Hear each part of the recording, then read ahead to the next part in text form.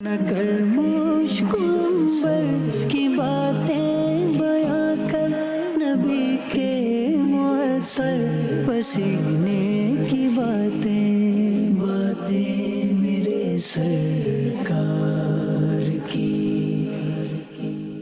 الحمدللہ رب العالمین والصلاة والسلام علی خاتم النبیین، اما بعد فاعوذ باللہ من الشیطان الرجیم، بسم اللہ الرحمن الرحیم، والصلاة والسلام علیک یا رسول اللہ وعلی آلک واصحابک یا حبیب اللہ، الصلاة والسلام علیک یا نبی اللہ وعلی آلک واصحابک یا نور اللہ۔ مدنی چینل کے ناظرین، اسپیشل پرسنز کے سلسلے باتیں ہیں میرے سرکار صلی اللہ علیہ وآلہ وصحبہ وسلم کی میں ایک بار پھر آپ کو خوش آمدید کہتے ہیں۔ مدنی چینل کے ناظرین، سلسلے کی ابتدا میں سب سے پہلے درود پاک کی فضیلت کو شامل کرتے ہیں۔ نبی پاک صلی اللہ علیہ وآلہ وصحبہ وسلم کا فرمان عالی شان ہے، جس نے مجھ پر 10 مرتبہ صبح اور 10 مرتبہ شام درود پاک پڑھا، بروز قیامت اسے میری شفاعت نصیب ہوگی۔ صلو علی الحبیب صلی اللہ تعالی علی محمد وعلی آلہ وصحبہ وبارک وسلم۔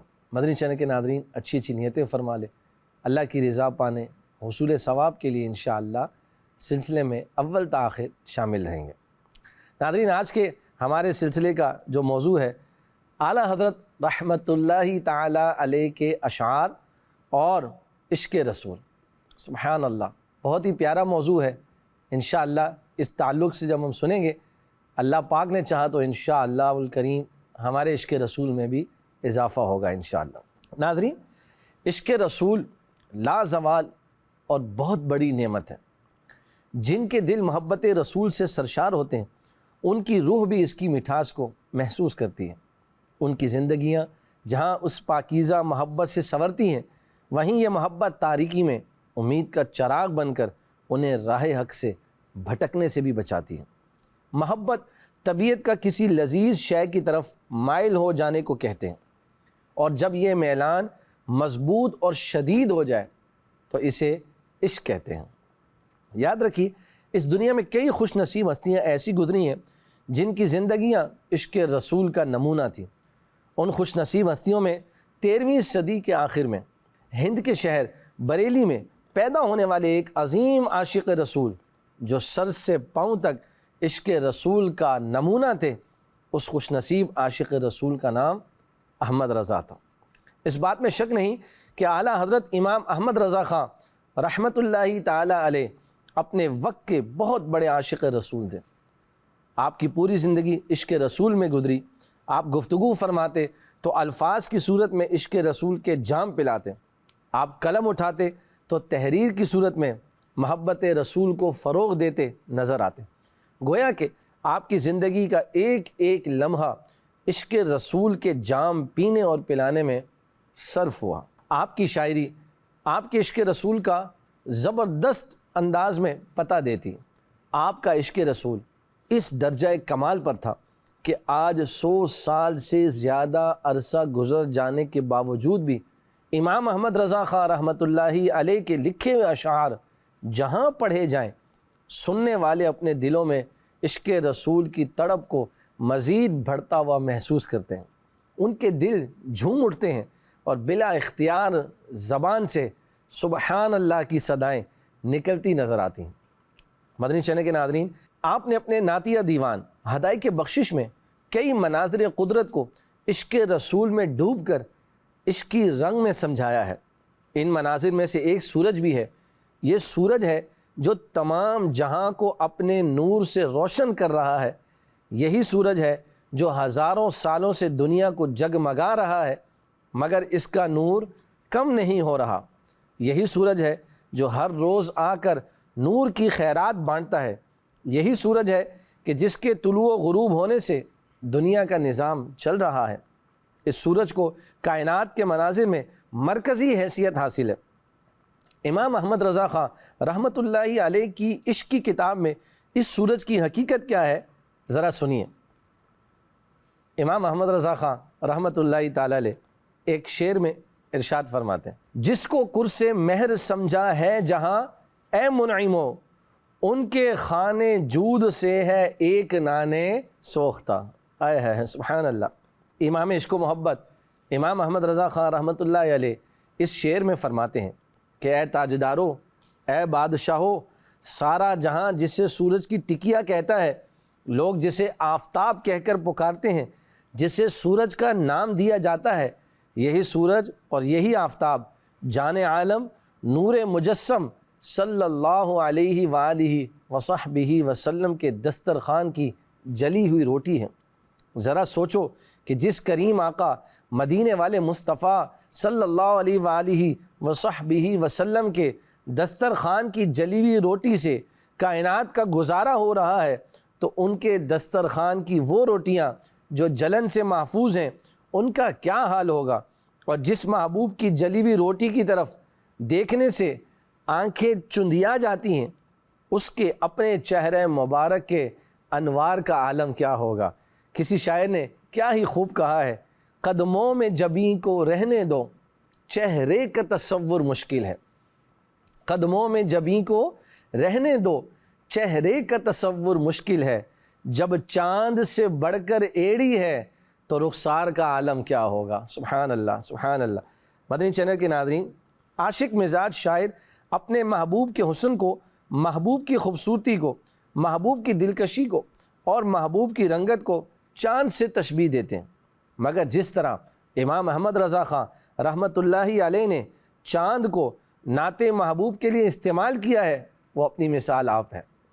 چنانچہ امام احمد رضا خان رحمۃ اللہ تعالی علیہ فرماتے ہیں، برق انگشت نبی چمکی تھی اس پر ایک بار، برق انگشت نبی چمکی تھی اس پر ایک بار، آج تک ہے سینہ مہ میں نشان سوختہ۔ اعلیٰ حضرت امام احمد رضا خان رحمۃ اللہ علیہ اس شعر میں فرماتے ہیں کہ نبی کریم صلی اللہ علیہ وآلہ وصحبہ وسلم کے مبارک ہاتھ کی نورانی انگلی ایک مرتبہ چمک کر چاند پر پڑی، مگر آج تک چاند کے سینے میں جلن کا نشان موجود ہے۔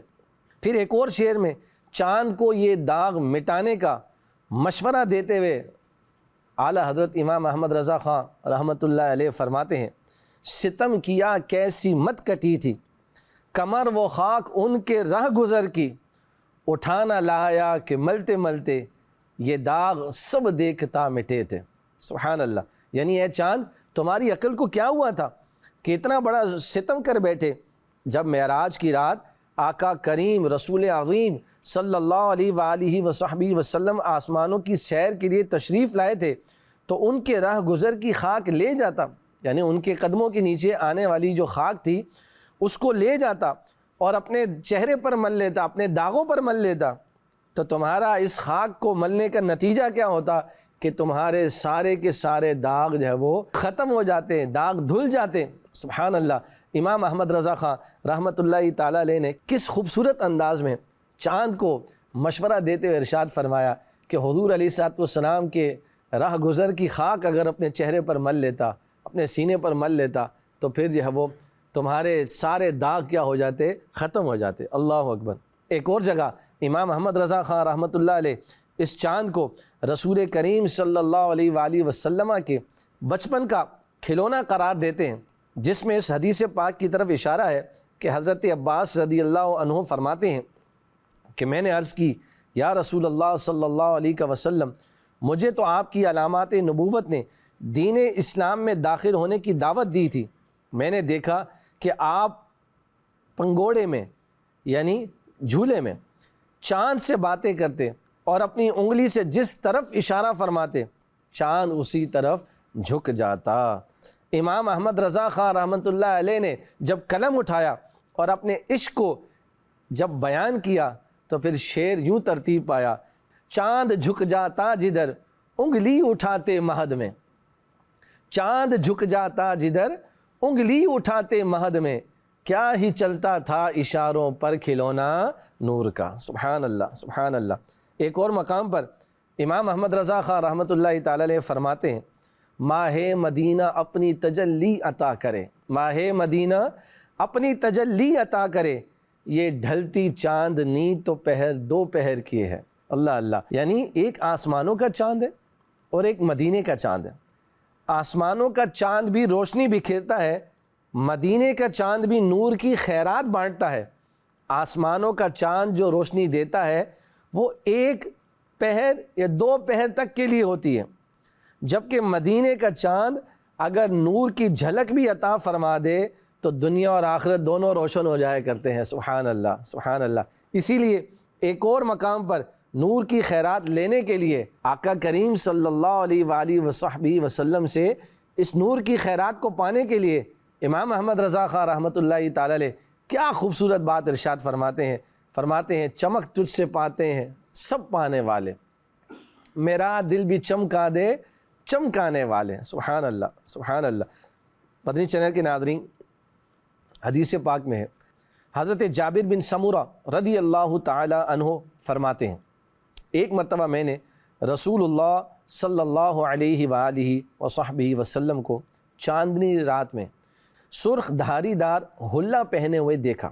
میں کبھی چاند کی طرف دیکھتا اور کبھی آپ صلی اللہ علیہ وآلہ وصحبہ وسلم کے چہرہ انور کو دیکھتا تو مجھے آپ صلی اللہ علیہ وآلہ وصحبہ وسلم کا چہرہ چاند سے بھی زیادہ خوبصورت نظر آتا تھا۔ سبحان اللہ، سبحان اللہ۔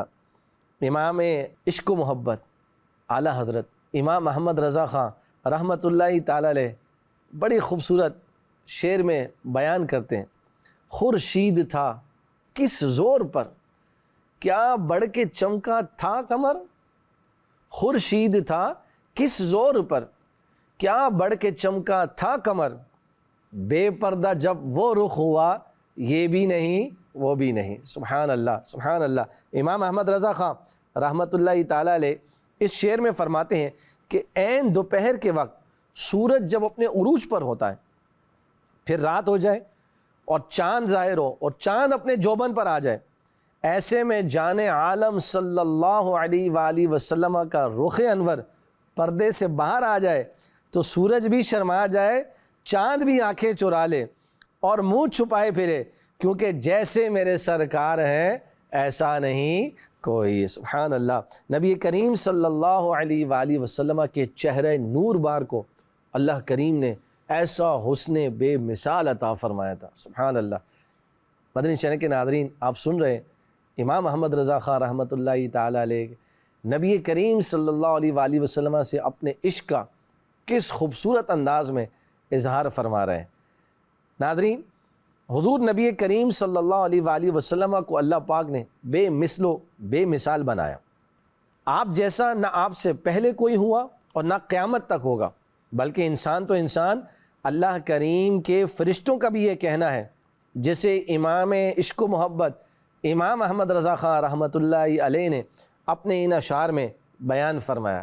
یہی بولے سدرا والے، چمنے جہاں کے تھالے، سبھی میں نے چھان ڈالے، تیرے پائے کا نہ پایا، تجھے یک نے یک بنایا، تجھے یک نے یک بنایا۔ یعنی سدرۃ المنتہا کے تمام فرشتے بما، فرشتوں کے سردار سیدنا جبریل امین علیہ السلام بیک زبان ہو کر عرض کرتے ہیں، ہم نے پورے جہان کو چھان ڈالا لیکن آپ جیسا کوئی نہیں پایا۔